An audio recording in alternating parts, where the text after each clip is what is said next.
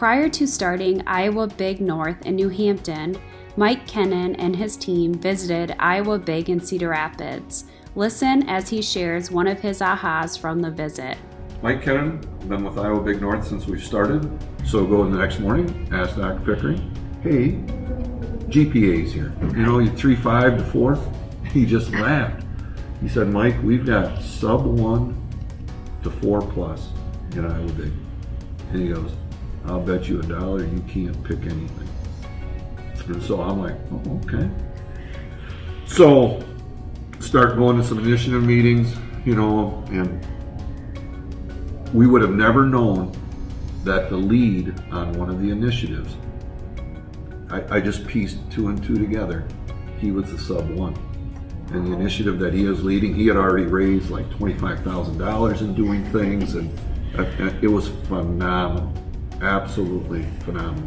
What's awesome about this is it gives every student an opportunity to excel in where their strengths are. So IEPs do not say you can't be involved because you have an IEP. Encourage them to try it, because here's the deal, it might be their comfort zone.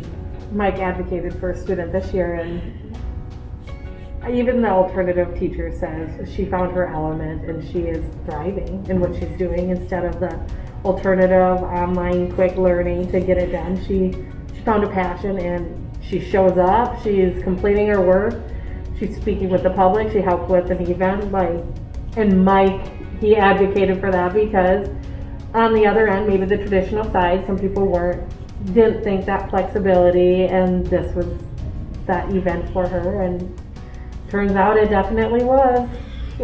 That's where we talk about wind creep. I'd kind of forgotten about that, but it was all of us.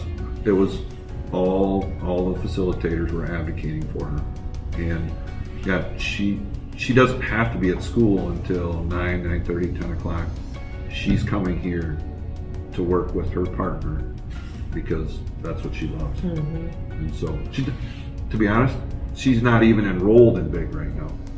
We're just having her be involved.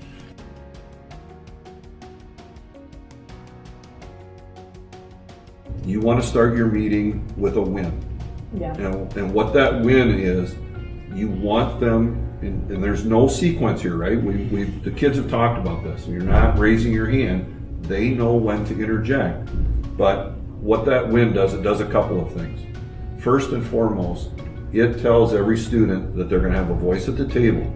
And what research shows, and I don't remember the numbers for sure, I just remember Trace and Sean telling us this, that if someone talks within the first 2 minutes or 3 minutes of a meeting, like 40 or 50% more likely to contribute during that meeting. Mm-hmm. So it's a matter of just boom, that's the built-in mechanism to get them to speak, so then they're engaged throughout. So just a couple of different ways to be aware of what's going on in the initiative. And again, it's that self-reflection, right?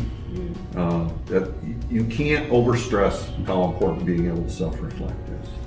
One of the quotes that I heard was, if your classroom was a radio station, would students tune in?